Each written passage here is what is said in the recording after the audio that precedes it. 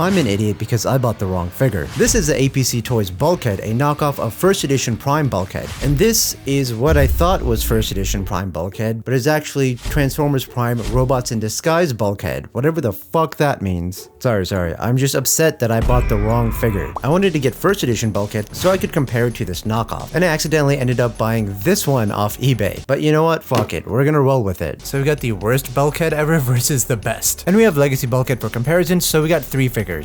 So let's open this up.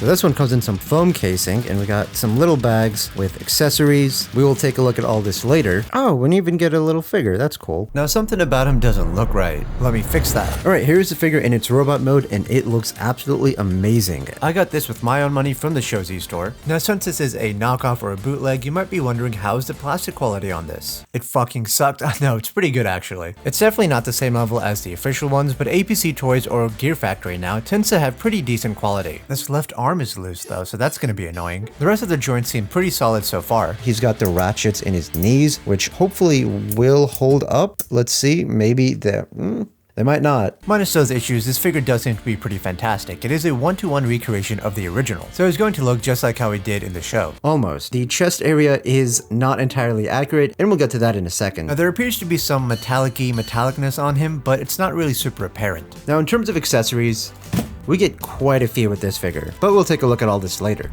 So here's a close zoom up of that head sculpt. It looks really nice and very animation accurate. And here's how the Legacy Bulkhead one looks. Now one thing that is really amazing on this figure is the light piping. Those blue eyes are not paint, that is all entirely light piping, and it's very, very good. Now we do have some very nice silver paint going out through the rest of the mouth, and here's how the rest of the head sculpt looks, and as you can see that is the light piping area. Now coming further down, we do have some little details for the vehicle mode. Now those arm gaps, yikes, ooh, that's not good. Shoulders are the back of the vehicle mode and look very nice. We have a metallic silver paint over here, which goes all the way down to the joints and then back onto the green plastic. This does press in, I believe, for the transformation. And the hands continue off in that metallic color. Coming to the chest, it does look a bit inaccurate from the show. There's a huge gap in the top center. It should be just a bit smaller. It is one of the compromises they made to make this a transforming figure. And stick around to see how great that vehicle mode is. And on the original design, you should be able to see the headlights, but on the figure, they're covered up by the doors. And this entire area should be a lot more flat rather than having it layered up at the front. And further down, this is somewhat accurate. The figure does have quite a bit of gaps in its design, but at this point I'm just nitpicking. But that's my job. That's what I'm supposed to do. But in actuality, I don't really care. Now there is a bit of extra added paint, which is nice. And for the legs, we pretty much have green plastic all the way through with some more paint here. Let me fix those feet. There is some detail inside there. Not much detail on the rest of the figure since it is an older mold. There's wheels on the backs that are kind of supposed to be like wings, similar to Bumblebee, and I don't know why there hasn't been a KO of that yet. Okay, now for one of the disappointing parts. Since this is an older mold, the articulation isn't the best. So the head can move up and down, but it is limited in left to right movement, unfortunately. Now the arms can move out to the side. We do get a full 360 bicep rotation, an elbow bend, no rotation on the hands. They can only move in as part of the transformation. No waist rotation, legs forward, out to the side, back over there. We do get a knee bend that is pretty good, and the feet can move in for the transformation. Unfortunately, despite the heel supports, he does have some issues standing. And we'll compare it to Legacy Bulkhead's articulation later on in the video. Now we'll look at the Prime Robots in Disguise figure, prepare for disappointment, and then we'll talk about Legacy Bulkhead. So let's open this up.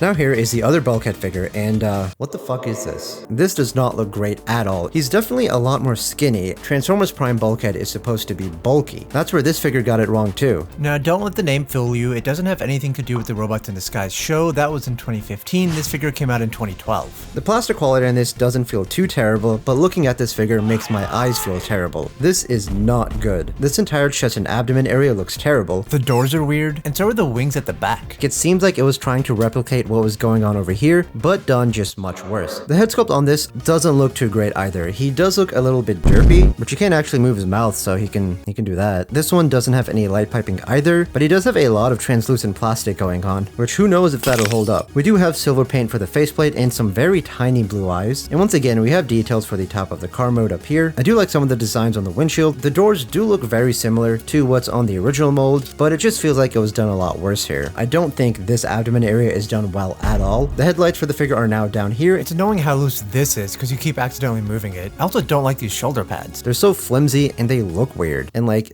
oh, Okay, there we go. That's much better. No, that's not much better. It still looks like shit. And the rest of the arms look fine, I guess. The hands are weird and don't angle out any more than that. Translucent plastic on the joints, it's an insane decision. Now coming back to the wings, while I do think they look stupid, I do think a lot of the detail is very nice on here. Now we do have some gaps inside, which isn't too great. Not the worst thing that's wrong with this figure. Now on this side, he does have a weapon attached to him, and this feels very good. It's very stimulating. Wow, that's kind of weird. Okay, the legs do look mostly fine except for one part, which I'll get to. There is a little bit of silver paint, which is nice, and we have the wheels on the inside. Now what's weird is that we have the wheels on this side too. While the sculpt work is done fairly well, it just doesn't make sense to have faux wheel detail. It's just a really weird decision. Here is a better look at the back of the figure. So how is this figure's articulation? There's no up and down head movement, but we do get some rotation. The arms can move out to the side. Wow, that was very squeaky. Oh my god. So we can do a rotation, but we gotta move the stupid shoulder pads out of the way. We get an elbow bend. We get rotation up here, but there's also rotation here. Hands can really move in only there as part of the transformation. No waist rotation. Legs can only move forward there because this gets in the way. Out to the side, we can move them back there. Rotation, knee bend. Feet can move like that. And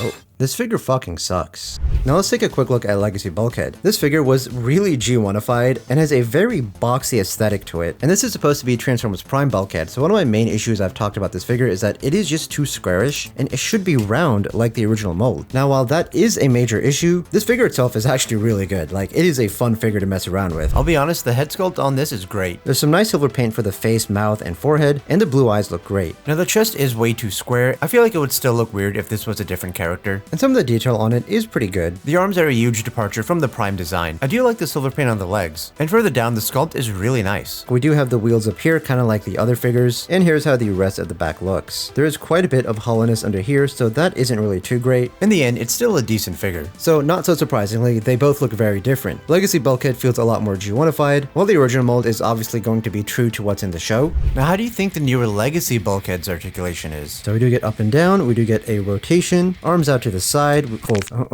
I forgot, that happens a lot on this. Full 360 rotation, and those joints feel really solid. Bicep rotation and elbow bend, very tight. Hand rotation, waist rotation, legs forward out to the side, back there, and we get a rotation as well, a knee bend, and the feet can move. So as you can see, since it is a newer figure, it has better articulation. Now the APC Toys figure comes with a lot of accessories. We have some extra bumper pieces for him, which I'm not really gonna bother with. 2 of his wrecking balls. That is very cool. This also came with a Miko figure. The face is a little terrifying. It's not bad for something that's a little bonus, and we do get a stand for her. We get 2 of his blasters, and we can place these on the figure by basically bringing the hands in and attaching that on. And attaching that on, if I can do that. Attach that on. There we go. I do think both of these look great on him. Now the cannon pieces can be used to form the hammer. It doesn't hold together very well. And lastly, we got something special, and I don't know why they wrapped up the hammers like this. Makes things a little more complicated to unwrap. So this extra hammer is the Forge of Solus, and it looks really amazing. I'm loving the gold paint. We have a little bit of blue on here as well. This does come off a bit too easily to attach onto the figure, and this spins a little too easily as well. Now for robots in disguise, this is the only accessory.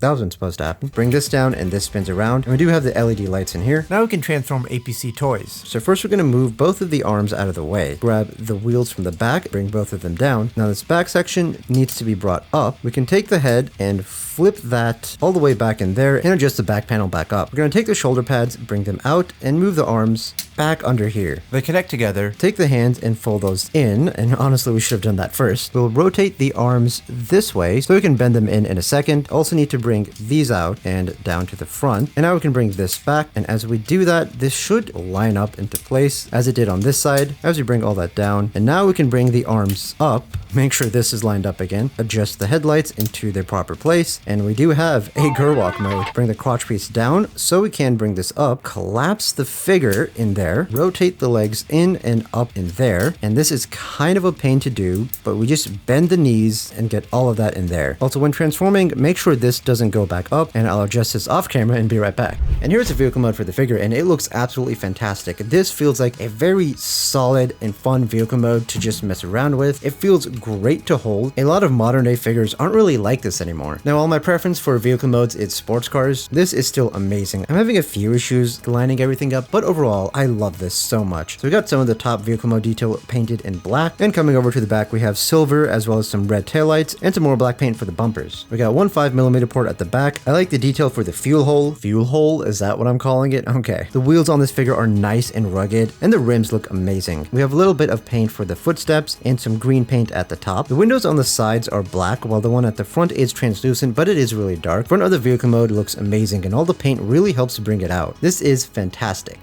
Now let's transform robots into skies, and it is kind of a pain in the ass. So first we're going to take the head and flip that inside the figure. We can come to these arms and rotate them back like that. The same with this one, rotate that back. We can take the shoulder pads and bring them up and collapse them, so same here. Foot flips in and this goes up. This was a bit stiff at first, but it seems like it's loosened up after a few transformations. Detach the piece from the back. The arms need to be brought inside the back. Bring in the hands, and we're going to collapse them in. There's a tab slot connecting them. So the shoulder pads now flip over and align up into here, and you got to do it correctly. If you don't get it right, it's hard to bring this down, so adjust it so we can bring it down. Make sure everything is in its proper place, because this figure does not like to stay together. Take the door and swing that back, swing back this door as well, rotate the legs around, bring this up, swing this back, bring the legs up to the front until you have this. Yeah. Nothing in this figure wants to work. That's your vehicle mode right there. Now after a bit of fixing, I did get it to finally work.